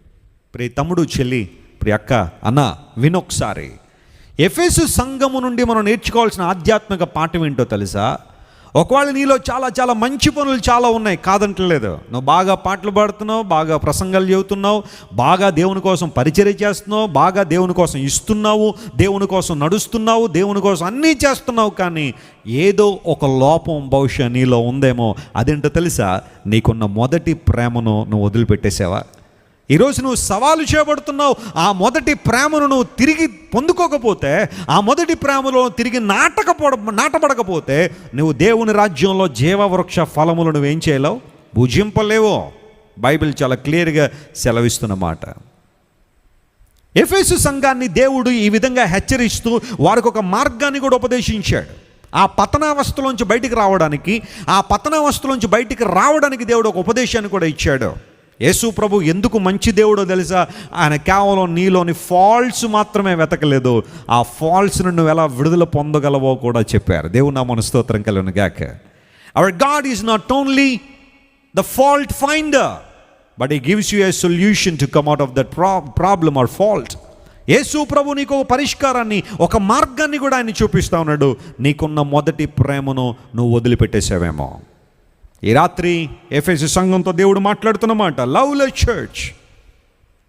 హిస్టారికల్గా ఒకసారి ఆ దృశ్యాన్ని మనం చూస్తే చూడండి, ఇది ఎఫెసు పట్టణంలో చాలా ప్రాముఖ్యమైన ప్రాంతం. ఒకవేళ మీరు ఎవరైనా మైనర్ ఏషియా కనుక వెళ్తే, టర్కీ వెళ్తే 7 సంఘాలకు ప్రాంతాలను దర్శించాలనుకుంటే మీ గైడ్ ఎఫెస్ అనే పట్టణానికి తీసుకెళ్ళినప్పుడు ఇక్కడికి డెఫినెట్గా తీసుకెళ్తాడు. ఇది యునెస్కో వారి ద్వారా వరల్డ్ హెరిటేజ్ సెంటర్గా గుర్తించబడింది. యునెస్కో అనేది యునైటెడ్ నేషన్స్లో ఒక విభాగం. వాళ్ళు ఏం చేస్తూ ఉంటారంటే పూర్వకాలపు ప్రాంతాలు ఏమన్నా ఉంటే వాటిని ప్రిజర్వ్ చేస్తారు, హిస్టారికల్ సైట్స్గా ప్రిజర్వ్ చేస్తారు. వాటిని హెరిటేజ్ సెంటర్స్ అంటారు. మన దేశంలో కూడా కొన్ని హెరిటేజ్ సెంటర్స్ ఉన్నాయి, యునెస్కో వాళ్ళు గుర్తించారు. ఎఫెస్ అనే పట్టణంలో మీరు చూస్తున్న ఆ ప్రాంతాన్ని కూడా యునెస్కో వారు గుర్తించి వరల్డ్ హెరిటేజ్ సెంటర్గా దాన్ని గుర్తించారు. ఇక్కడి నుంచి మరొక ప్రాంతానికి గైడ్ మిమ్మల్ని తీసుకెళ్తాడు. ఆ ప్రాంతాన్ని ఒకసారి మీకు చూపిస్తాను చూడండి. ఈ యొక్క శిథిలావస్థలో లేదా ఏన్షియంట్ ఒక కట్టడం ఇక్కడ తీసుకొస్తారు. ఇదేంటో కాదు, యేసు ప్రభు వారి తల్లి అయిన మరియా ఆమె చివరి కాలం వరకు ఉన్న ప్రాంతం అది. మీకు తెలుసు కదా, యోహాను గారు ఎఫెసు పట్టణానికి వచ్చేశారు. యేసు ప్రభు శిలువ మరణం అయిన తర్వాత శిష్యులందరూ ఆయా ప్రాంతాలకు వెళ్ళి సువార్త ప్రకటిస్తున్నప్పుడు యోహాను గారు ఎఫెసు పట్టణానికి వచ్చినప్పుడు ఆయనతో పాటు యేసు ప్రభు తల్లి అయిన మరియమ్మ గారిని కూడా తీసుకొచ్చేసి, ఎందుకంటే శిలువ మీద యేసు ప్రభు అప్పగించారు కదా మరియ గారిని, ఇదిగో నీ తల్లి అని చెప్పాడు కదా. అందరూ బట్టి అప్పటి నుంచి యోహాను గారు మరియమ్మ గారి సంరక్షణ అంతా కూడా ఆయనే చూసుకున్నాడు. ఆ సందర్భంలో యోహాను గారు ఎఫెసు పట్టణానికి వచ్చినప్పుడు మరియమ్మ గారు కూడా అక్కడికి వచ్చారు. ఇది ఆ మరియమ్మ గారు నివసించిన గృహము అని ఎఫెసు ప్రాంతంలో ఆ గైడ్ మనల్ని తీసుకెళ్ళి ఆ ప్రాంతాన్ని చూపిస్తాడు. ఇది కూడా హిస్టారికల్ ప్లేసే. ఆ తర్వాత ప్రియులారా మీరు చూస్తున్నారు, ఎఫెసు పట్టణంలో one of the prominent places ఏంటంటే ఈ టెంపుల్ ఒకటి చూపిస్తారు. దీన్ని టెంపుల్ ఆఫ్ అర్తమీస్ అని పిలుస్తారు. అర్తమీ దేవి దేవాలయం అంటారు. ఎఫెసు పట్టణంలో చాలా ప్రాముఖ్యమైన ప్రాంతం ఇది. ఎందుకు ఈ ప్రాంతం ప్రాముఖ్యమైందని చెబుతున్నానంటే, చాలామంది ఇక్కడికి వచ్చి ఆ దేవతను ఆరాధన చేస్తుండేవారు. దీన్ని టెంపుల్ ఆఫ్ డయానా అని కూడా పిలుస్తారు. చాలా historical place. One of the ancient wonders of the world, పురాతనమైన ప్రపంచ వింతల్లో ఇది కూడా ఒకటిగా ఉంటుంది. చాలా అద్భుతమైన దేవాలయం. ఆ స్ట్రక్చర్, ఆర్కిటెక్చర్ అంతా కూడా చాలా బాగుంటుంది. అయితే ఇక్కడికి చాలామంది వచ్చి రకరకాలైన కార్యక్రమాలు చేస్తూ ఉండేవారు. ఇలాంటి ప్రాంతంలో దేవుని సంఘము ఉన్నప్పుడు దేవుడు మాట్లాడుతున్నాడు, నా నిమిత్తము నీవు చేసిన క్రియలు నేను గుర్తించాను, నీ సహనాన్ని నేను గుర్తించాను, నువ్వు పొందిన హింస ఏదైతే ఉందో, అనేక మందిని నిందించిన నిందలు ఏవైతే ఉన్నాయో, అవమానాలు ఏవైతే ఉన్నాయో, నీ చుట్టూ కూడా నికులాయితల బోధలు, అబద్ధ బోధలు పెరుగుతున్నప్పుడు కూడా నీవు సహించి అలిసిపోలేదని నీ గురించి నేను సాక్ష్యం చెబుతున్నానని దేవుడు సంఘాన్ని అభినందించాడు. ఎఫెసు సంఘము ఒకప్పుడు దేవుని కొరకు ప్రజ్వలిన సంఘం, ఒకప్పుడు దేవుని కొరకు ప్రకాశించిన సంఘం. కానీ రాను రాను పరిస్థితులు ఎలా అయిపోయినాయి అంటే, ఆ సంఘములో ఒకంత లోకము చొరబడ్డం ద్వారా దేవుని మీద ప్రేమ ఏమైపోయింది, తగ్గిపోయింది. దేవుని ప్రేమ తగ్గిపోయింది. అందును బట్టి దేవుడు ఆ సంఘాన్ని హెచ్చరించి మరలా తన వైపు ఆకర్షించుకోవాలని దేవుడు మాట్లాడుతున్నాడు. ఇప్పుడు జాగ్రత్తగా ఉన్న దేవుని బిడ్డలారా, ఈ ఎఫెసు సంఘము చర్చ్ హిస్టరీలో ఆ టైం లైన్ ఎక్కడి నుంచి ఎక్కడి వరకు ఉంటుందంటే, ఒకసారి దృశ్యాన్ని మనం చూద్దాం. Time line of the church in Ephesus is 31 AD to 100. 31 AD to 100 అంటే క్రీస్తు శకము 31వ సంవత్సరం నుంచి 100వ సంవత్సరం వరకు ఈ ఎఫెసు సంఘ చరిత్ర కాలాన్ని టైం లైన్లో మనం చూస్తాం. అందరూ జాగ్రత్త గుర్తుపెట్టాలి. AD 31 నుంచి 100 అంటే మొదటి శతాబ్దంలో సంఘ ప్రారంభం దగ్గర నుంచి 100వ సంవత్సరం వరకు, అంటే దగ్గరగా యోహాను గారు ప్రకటన గ్రంథం రాసేంత వరకు కూడా ఈ టైం లైన్ని బైబిల్ పండితులు ఎఫెసు సంఘ కాల గమనంగా లేదా ఎఫెసు సంఘ కాలముగా పరిగణించారు. AD 31 నుంచి 100. ఇప్పుడు ఒక మాట మీకు చెప్పాలంటే, క్రైస్తవ్యానికి సంబంధించిన చాలా గొప్ప గొప్ప కార్యాలు అన్నీ కూడా ఈ టైంలోనే జరిగాయి. ఎందుకంటే సంఘ ప్రారంభం అదే కాబట్టి. యేసు ప్రభువారు పరలోకానికి వెళ్ళిపోయిన తర్వాత 50వ రోజున సంఘం ప్రారంభించబడి అక్కడి నుంచి అపోస్తలులు కానీ యేసు ప్రభు శిష్యులు కానీ అనేక ప్రాంతాలకు సువార్తను తీసుకుని వెళ్ళారు. మీకు తెలుసా, యేసు ప్రభువారు పరలోక రాజ్యం వెళ్ళేటప్పుడు ఆయన మన మీద పెట్టిన ఒక బాధ్యత ఏంటో తెలుసా? మీరు సర్వలోకానికి వెళ్ళండి, సర్వ సృష్టికి ఏం ప్రకటించాలా? సువార్త ప్రకటించాలి. మొదటి శతాబ్ద కాలంలో అందరూ జాగ్రత్త వినండి, ఈ భూమి మీద కేవలం 3 ఖండాల్లో మాత్రమే ప్రజలు నివసించేవారు. 3 ఖండాల్లో మాత్రమే ప్రజా జీవనం ఉండేది. ఏంటి ఆ ఖండాలు? మొట్టమొదటిగా ఏషియా, ఆసియా ఖండం. రెండవది ఆఫ్రికా ఖండం. మూడవది ఐరోపా, యూరోప్ అనే ఖండం. ఈ 3 ఖండాల్లో మాత్రమే ప్రజాజీవనం ఉండేది. ఎప్పటికీ కూడా ఆర్కిటిక్లో కానీ అంటార్కిటిక్లో కానీ పెద్దగా జనం మనకు కనబడరు. ఆ 2 ఖండాలు కూడా మంచుతో కప్పబడి ఉంటాయి కాబట్టి ధృవాల దగ్గర ఉన్న 2 ఖండాలని మనం పెద్దగా పట్టించుకోం. కానీ మిగతా ఖండాలన్నింటిలో కూడా ఆస్ట్రేలియా, అమెరికా, సౌత్ అమెరికా ఇవన్నీ కూడా మనం చూస్తూ ఉంటే ప్రపంచ చరిత్రలో మొదటి శతాబ్ద కాలంలో 3 ఖండాల్లో మాత్రమే మనుషులు ఉండేవారు. ఇప్పుడు యేసు ప్రభువు అన్నారు, మీరు సర్వలోకానికి వెళ్ళి ఏం ప్రకటించండి? సువార్త ప్రకటించండి అన్నప్పుడు శిష్యులు ఒక్కొక్క ప్రాంతానికి చెదిరిపోయి అనేక ప్రాంతాల్లో దేవుని నడిపింపును బట్టి అద్భుతమైన సువార్తను ప్రకటించారు. యేసు ప్రభు శిష్యులు, వారిని అపోస్తులను పిలుస్తాం. చరిత్రను మనం ఆలోచన చేస్తే ఒక్కొక్క అపోస్తులుడు కూడా ఒక్కొక్క ప్రాంతానికి వెళ్ళి యేసుక్రీస్తు ప్రభు కోసం హతసాక్షులైపోయారు. They became martyrs for the kingdom of God. For example, పేతురు గారు ఆయన తలక్రిందులుగా సిలువ వేయబడి చనిపోయాడు రోమ్లో. ఆ తర్వాత ఆండ్రూ గారు ఆయన ఎక్సాకారంలో సిలువ వేయబడి చనిపోయాడు. తోమా గారు భారతదేశానికి వచ్చి బళ్ళెముతో పొడవబడి ఆయన చనిపోయాడు. ఒక స్పియర్ ఉపయోగించి ఆయన చంపేశారు మన భారతదేశంలోనే. తోమా గారి రక్తం మన దేశంలో ఒలికించబడింది. నతనయేలు అనబడే దేవుని అపోస్తలుడు, లేదా ఆయన్నే బర్తిలోమయి అని పిలుస్తాం, ఆయన అర్మేనియా అనే దేశంలో చర్మము ఒలిచివేయబడడం వల్ల ఆయన కూడా చనిపోయాడు. ఇలా ఒక్కొక్క అపోస్తలుడు, యేసు ప్రభు శిష్యులు ఒక్కొక్క ప్రాంతానికి వెళ్ళి దేవుని సువార్త ప్రకటిస్తూ ఉండగానే వారు దేవుని కొరకు ఏమైపోయారు? హతసాక్షులైపోయారు. టెర్టులియన్ అనబడే ఒక చరిత్రకారుడు అంటాడు, the blood of martyrs is the seed of the church. ఈ రోజున సంఘము ఇంత వృద్ధి చెందుతూ ఉంది అంటే, దేవుని బిడ్డలు అనేక దేశాల్లో, ప్రాంతాల్లో సర్వ సత్యాన్ని అంగీకరిస్తున్నారంటే ఆనాడు హతసాక్షుల యొక్క రక్తపు బిందువులే, ఆనాడు వారి యొక్క ప్రాణ త్యాగాలే ఈ రోజున మనందరం కూడా క్రీస్తు ప్రభు దైవత్వాన్ని గుర్తించడానికి ఉపయోగపడ్డాయి. ఒకప్పుడు ఈ శిష్యులందరూ కూడా యేసు ప్రభుని గెత్సెమనే తోటలో అరెస్ట్ చేస్తూ ఉంటే ప్రాణభయంతో పరుగులు తీసేశారు వీళ్ళందరూ కూడా. కానీ ఎప్పుడైతే క్రీస్తు ప్రభు యొక్క ఆ ఉన్నతమైన కృపలో వారి పాలిభాగస్తులుగా ఉండి సువార్త కాడిని తన మీద వేసుకున్నారో, ప్రాణాలు తీసేస్తున్నా, చర్మాలు ఒలిసేస్తున్నా, కంఠాలు కోసేస్తున్నా దేవుని కొరకు నిలబడి హతసాక్షులయ్యారు. ప్రపంచానికి అర్థం కాని విషయం ఏంటి అంటే, ఒకప్పుడు భయంతో పరిగెత్తేసిన వీళ్ళు ఈ రోజున ఇంత ధైర్యంగా మమ్మల్ని చంపేసినా పర్లేదు, మేము మాత్రం సత్యాన్ని మాత్రమే మాట్లాడతాం, క్రీస్తు ప్రభు దైవత్వాన్ని మాత్రమే మేము చెబుతామని వాళ్ళందరూ తమ ప్రాణత్యాగం చేయడానికి కారణం ఏంటి? చచ్చిపోయే ముందు వరకు కూడా వారిని అడిగిన ప్రశ్న ఒక్కటే, యేసు ప్రభు దేవుడు కాదు అని ఒప్పుకోండి, ప్రాణాలతో వదిలేస్తాం. ఇదే ప్రశ్న, ఇంక వేరే సవాల్ ఏమీ లేదు వాళ్ళకి. యేసు ప్రభు దేవుడు కాదని ఒప్పుకోండి, ప్రాణాలతో వదిలేస్తామంటే వాళ్ళందరూ చెప్పిన మాటలు ఏంటో తెలుసా? ఆ మాట మాత్రం మేము చెప్పలేము. ఎందుకోసం అంటే Jesus Christ is God, he is the Messiah.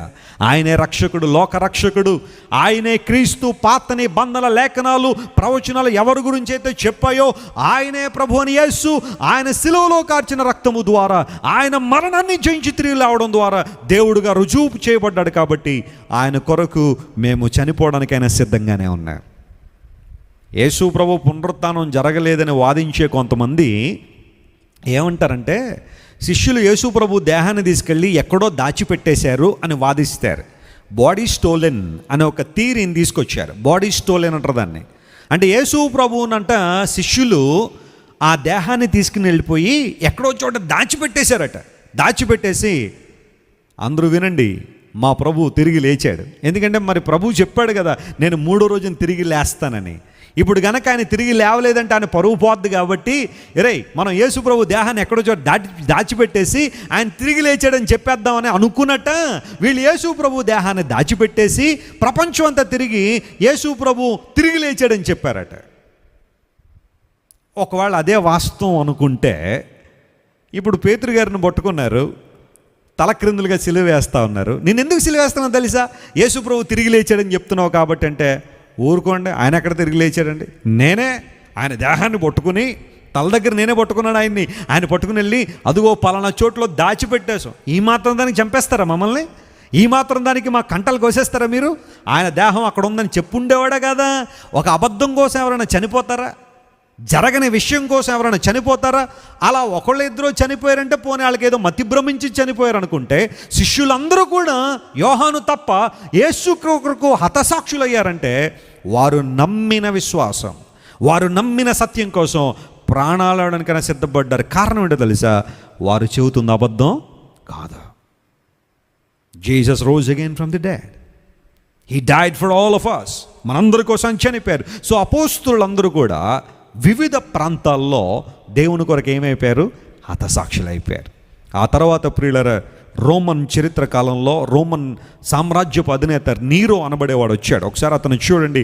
Nero. Hitler గురించి మీలో చాలామంది తెలుసు అనుకుంటున్నాను.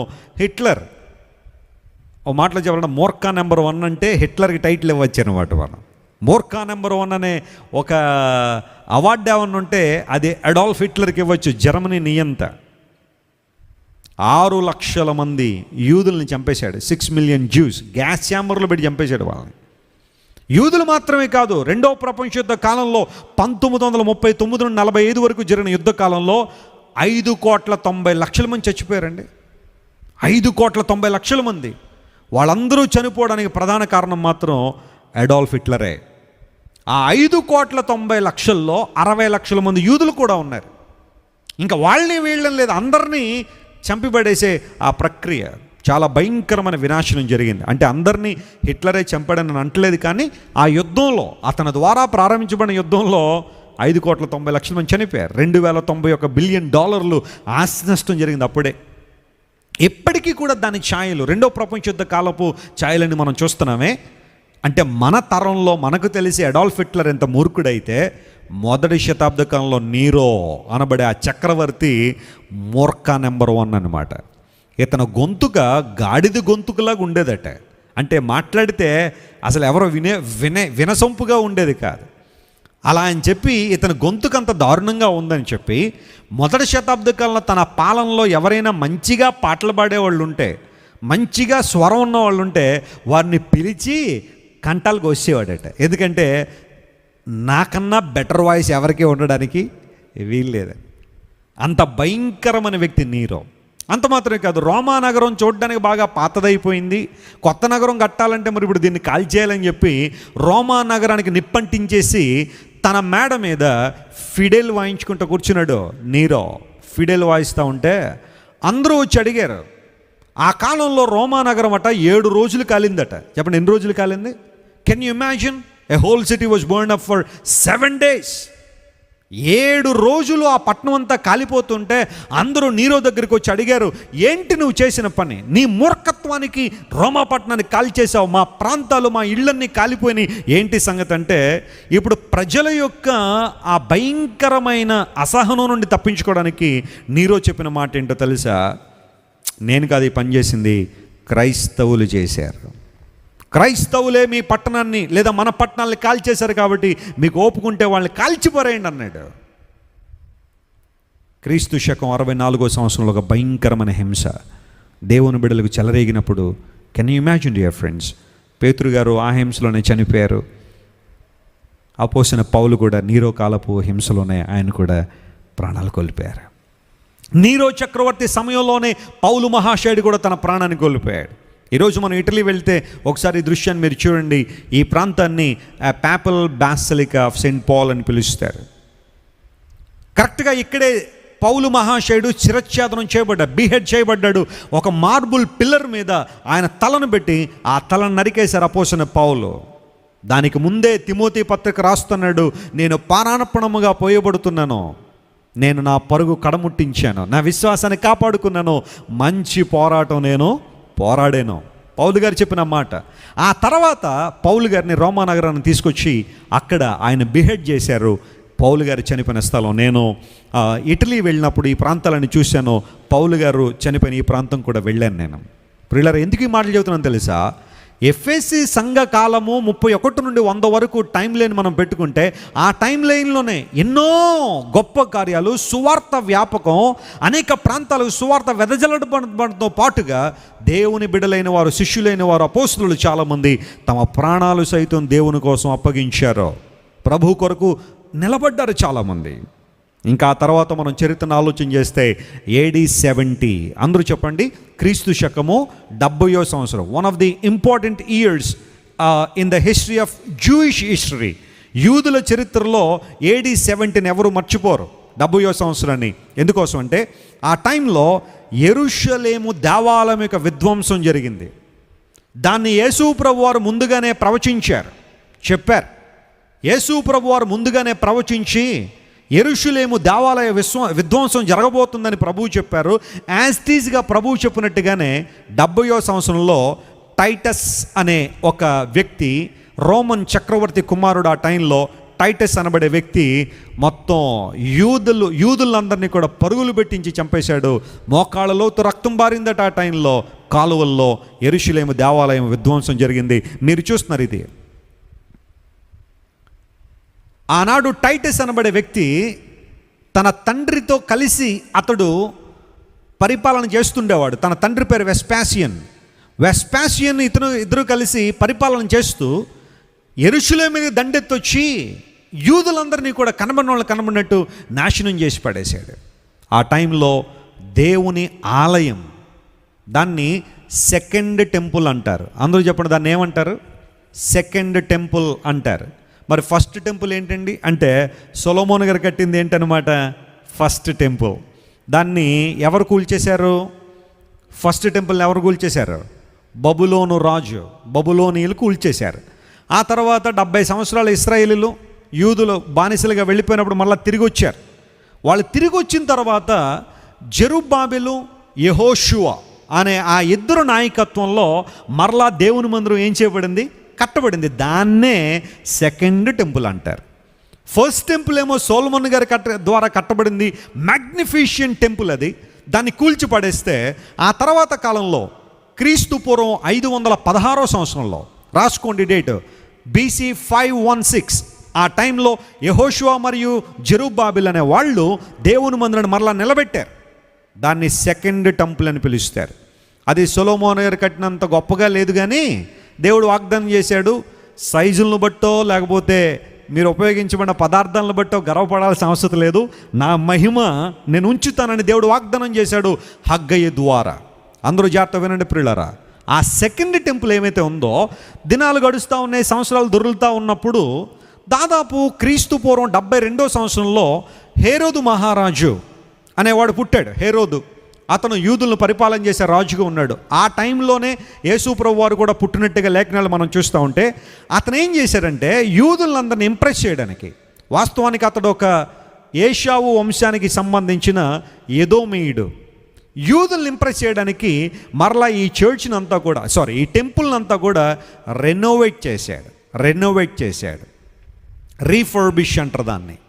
ఇప్పుడు హేరోదు రాజు ఎప్పుడైతే ఆ టెంపుల్ని అంతా కూడా మరలా రెనోవేట్ చేశాడో, మరలా పునర్నిర్మాణం చేపట్టాడో, పూర్వవైభవం తీసుకురావడం చాలా ప్రయత్నం చేశాడు.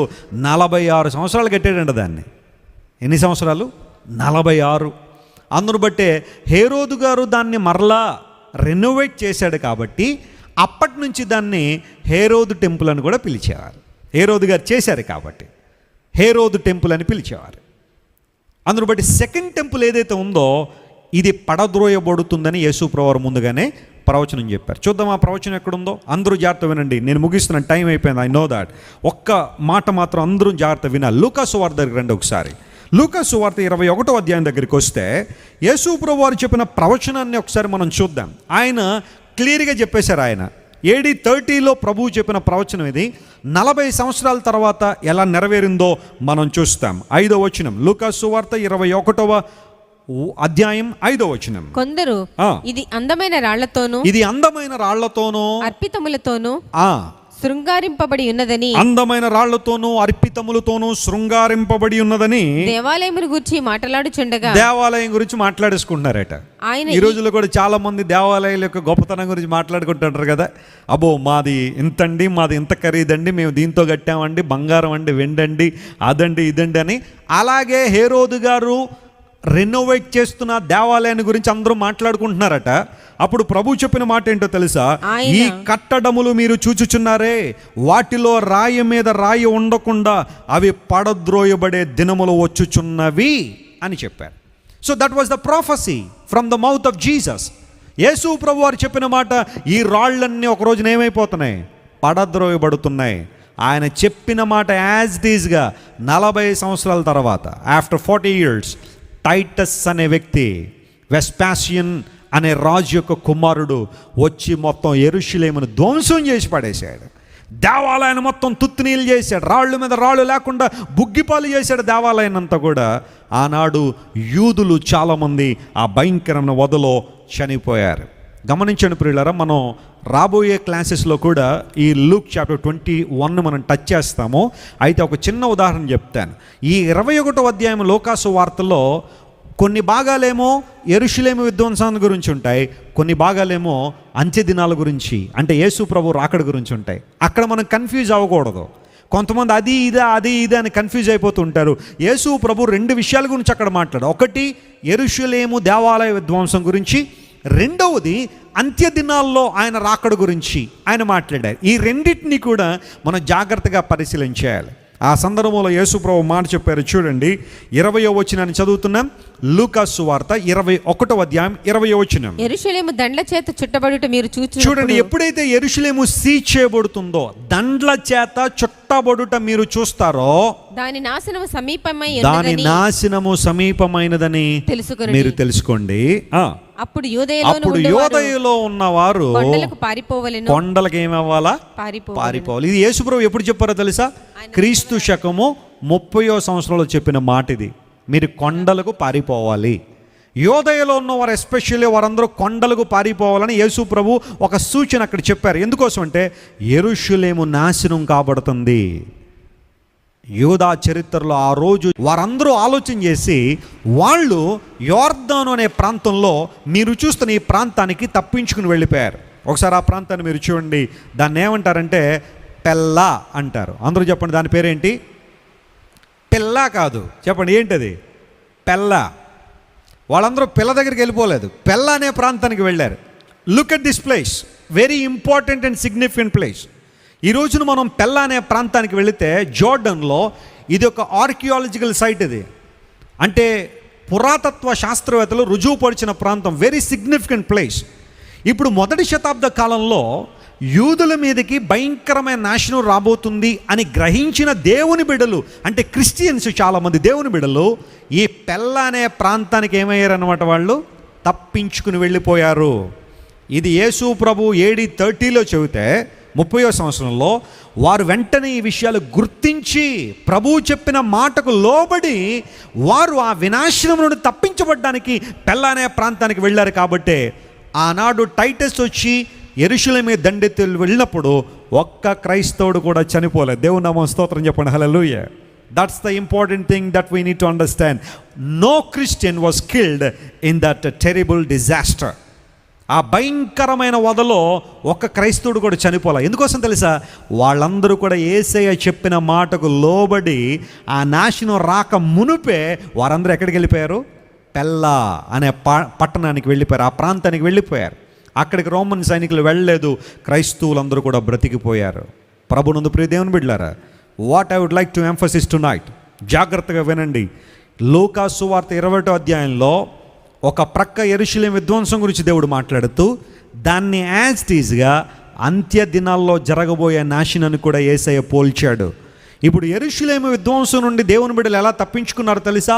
యేసు ప్రభు మాటకు లోబడ్డం ద్వారా వారందరూ తప్పించుకున్నట్టుగానే అంత్య దినాల్లో జరగబోయే నాశనాన్ని తప్పించుకోవాలంటే మనం కూడా ఎవరి మాట వినాలి? యేసయ్య మాట వినాలి. That's the highlighted point tonight. With this I would like to close my session. ఎవరైతే ప్రభువు మాటకు లోబడి ఆయన చెప్పినట్టుగా లోబడతారో, యెరూషలేము నాశనము సమీపమైనదని మీరు తెలుసుకున్నప్పుడు మీరు యూదయలో ఉన్న వారందరూ కొండ ప్రాంతాలకు వెళ్ళిపోమని ప్రభువు చెప్పిన మాటను జ్ఞాపకం చేసుకుని ఎంతమంది అయితే వెళ్ళిపోయారో వాళ్ళందరూ రక్షించబడ్డారు. మాకు వద్దు అనుకుంటున్న వాళ్ళందరూ కూడా, ఎందుకంటే యూదులు చాలామంది యేసయ్య మాటకు లోబడలేదు, ఆ మాటలు ఎంత నమ్మిక ఉంచలేదు, కాబట్టి వారిలో చాలామంది చనిపోయారు. ఇప్పుడు ఒక మాట చెప్పి ముగిస్తాను. పెల్లా అనే మాటకు స్టోన్ అని అర్థం. ఒకసారి చూడండి, పెల్లా అనే మాటకు అర్థం ఏంటో తెలుసా? క్రిస్టియన్ ఎటిమాలజీ ప్రకారం పెల్లా అనగా స్టోన్, రాయి లేదా బండ అని అర్థం. ఇప్పుడు మీకు సందేశం వచ్చేయాలి. అదేంటో తెలుసా? ఆ బండ ఎవరు? అందరూ చెప్పాలి. ఆ బండ ఎవరు? ఆ రాయి ఎవరు? మన ప్రభువే. అంటే ఇక్కడ ఒక అద్భుతమైన విషయం, రాబోయే నాశనాన్ని ఎవరు తప్పించుకుంటారు అంటే ఎవరైతే బండ అయిన క్రీస్తు ప్రభు దగ్గరకు వచ్చేస్తారో, బండ అయిన యేసు ప్రభువుని అంగీకరిస్తారో, సజీవమైన రాయి, ఒకప్పుడు తిరస్కరించబడిన రాయి, తృణీకరించబడిన రాయి, మూలకు తలరాయిగా మారిన యేసు ప్రభువుని ఎవరైతే ఆశ్రయిస్తారో, దేవుని నామమున స్తోత్రం కలుగును గాక, వారందరూ అంచె దినాల్లో రాబోయే నాశనాన్ని తప్పించుకొనబోతున్నారు. నమ్మిన వారు స్తోత్రం చెప్దాం. హల్లెలూయా. యెరూషలేము విధ్వంస సమయంలో ఎవరైతే పెళ్ళకు పారిపోయారో వాళ్ళందరూ రక్షించబడినట్టుగానే అంచె దినాల్లో జరగబోయే భయంకరమైన సంఘటనలు తప్పించుకోవాలంటే నీవు నేను ఎవరిని ఆశ్రయించాలి? యేసయ్యను ఆశ్రయించాలి. ఆయన మాటకు లోబడాలి. The book of revelation is all about that word. ప్రకటన గ్రంథం అంతా అదే. రాబోయే నాశనాన్ని మనం ఎలా తప్పించుకోవాలో బైబిల్ సెలవిస్తుంది. కనుక రాయి అనబడిన మన ప్రభు దగ్గరికి మనం వస్తే గొప్ప కార్యాలు జరుగుతాయి. సో ఎఫెసు సంఘము AD 31 నుంచి 100 వరకు, ఆ 31 నుంచి 100 వరకు జరిగిన కొన్ని హైలైట్స్, కొన్ని ప్రాముఖ్యమైన విషయాలు ఈరోజు మీ ముందు ఉంచాను. వాటి నుండి మనం నేర్చుకోవాల్సిన సత్యం, క్రీస్తు ప్రభుని ఆశ్రయించడం ద్వారా మనం నాశనాన్ని, ఉగ్రతను తప్పించుకుంటాం. Praise the lord. రేపు స్ముర్ణ అనే సంఘం గురించి, అది చరిత్రలో ఏ టైంలో ఉందో, ఏ టైం లైన్లో ఉందో ఆలోచించేద్దాం. ఆ టైం లైన్లో జరిగిన విశిష్టమైన సంఘటనలు, చరిత్రలో, సంఘ చరిత్రలో ఏమేమి జరిగిందో చరిత్రను క్రోడీకరిస్తూ ఆధ్యాత్మిక సత్యాలు మీకు అందిస్తాను. రేపు కూడా ఎవరు మిస్ కావద్దు. ఈ 30 days క్లాసెస్ ఎవరు మిస్ అవ్వద్దు. ఒక నియమంతో, ఒక నిబంధనతో మీరు అందరూ పాల్గొనండి. దేవుడు మీతో చాలా విషయాలు మాట్లాడతారు. మీకు అర్థం కాకపోతే మరలా రివైండ్ చేసుకుని చూడండి. అనేక విషయాలు మీరు తెలుసుకుని వాక్య ఉద్యమంలో మీరందరూ ముందుకు కొనసాగుతారు. కళ్ళు మూసుకోండి, ప్రార్థన చేసుకుందాం. Everyone close your eyes tonight. క్రీస్తు శకం 31 నుండి 100 వరకు ఎఫెసు సంఘం యొక్క కాలాన్ని గనక మనం అంచనా వేస్తే, ఆ కాలంలోని అనేక మంది ప్రభు కొరకు హతసాక్షులు అయిపోయారు. దేవుని సువార్త పరిచర్యలు చాలామంది తమ ప్రాణాలు అర్పించారు. సంఘము కథం తొక్కుతూ ముందుకు సాగిపోయింది. ప్రభు సువార్త అనేక ప్రాంతాలకు వెదజల్లబడింది. పౌలు, అదేవిధంగా పేతురు గారు, అనేక మంది దేవుని బిడ్డలు అనేక ప్రాంతాల్లో సువార్త ప్రకటించారు. వారు సత్యం కోసం నిలబడి సత్యం కోసం ప్రాణాలు అర్పించారు. అయితే యేసు ప్రభువారు లూకా సువార్త 21వ అధ్యాయంలో యెరూషలేము విధ్వంసాన్ని గురించి మాట్లాడుతూ, ఈ దేవాలయం మీరు చూస్తున్నారు, ఇది చాలా అద్భుతంగా కట్టబడిందే. హేరోదు చాలా అందమైనదిగా దీన్ని మలిచాడు. కానీ ఒకరోజు ఈ దేవాలయం పడగొట్టబడుతుంది. It shall be destroyed one day. అప్పుడు మీరందరూ కూడా యోదయలో ఉన్నవారు కొండ ప్రాంతాలకు పారిపోండి. Just flee from this place, flee from destruction. అవును, ఈరోజు ప్రభు మనతో మాట్లాడుతున్న మాట కూడా అది కాదా? ఒకనాడు అంత్య దినాల్లో భయంకర నాశనం ప్రపంచంలోకి రాబోతుంది. అయితే దాన్ని మీరు తప్పించుకోవాలని నేను కోరుతున్నాను. You must flee to Pella. మీరందరూ పెల్లా అనే ఆ కొండ ప్రాంతానికి వెళ్ళిపోండి. అక్కడ మీరు సురక్షితంగా ఉంటారు. ఆ పెల్ల మన ప్రభు అని యేసుక్రీస్తు వారికి సాదృశ్యం. పెళ్ళ అనే మాటకు బండ అయితే, ఈ బండ క్రీస్తే. క్రీస్తు ప్రభు దగ్గరికి వచ్చిన వారు, ఆయన అంగీకరించే ప్రతి ఒక్కరు కూడా ఉగ్రతను, నిత్య నాశనాన్ని తప్పించుకుంటారు. ప్రేమగల తండ్రి, రాత్రి ఇంతవరకు మీరు మాతో మాట్లాడిన ప్రతి మాటను బట్టి నీకు స్తోత్రాలు. Lord, we thank you Lord, we worship you Lord, we bow down before you. ప్రభువా, నువ్వు మా పట్ల కలిగిన ప్రేమను బట్టి నీకు స్తోత్రాలు. మా సహనం, మా యొక్క క్రియలు, మా ప్రేమ అంతా నువ్వు గుర్తించావు. అట్ ది సేమ్ టైం మొదటి ప్రేమను వదిలిపెట్టేశామనే ఒక మాటను కూడా మాకు హెచ్చరికగా తెలియచేశావు. నువ్వు అభినందించావు, గద్దించావు, ఉపదేశించావు, సవాలు చేశావు. ఈ 4 మాటలు ప్రతి సంఘంలో మేము చూస్తామని ప్రభువా మీరు తెలియజేశారు. ఈ రాత్రి ఈ ఎఫెసు సంఘం యొక్క చారిత్రక కాలాన్ని మేము అర్థం చేసుకున్నాము. 31 నుండి 100 లోపల జరిగిన అనేకమైన విశిష్ట సంఘటనలు మాతో మాట్లాడావు. ఆనాడు టైటస్ అనే రాజు యెరూషలేము మీదకి వచ్చినప్పుడు, ఆ ప్రాంతాన్ని ప్రభువా కైవసం చేసుకున్నప్పుడు, దేవాలయం ధ్వంసమైపోయినప్పుడు, నీ ప్రజలందరూ, ప్రాముఖ్యంగా క్రీస్తు బిడ్డలందరూ పెళ్ళ అనే ప్రాంతానికి పారిపోవడం ద్వారా, అక్కడికి వెళ్ళడం ద్వారా వారందరూ తప్పించబడ్డారు.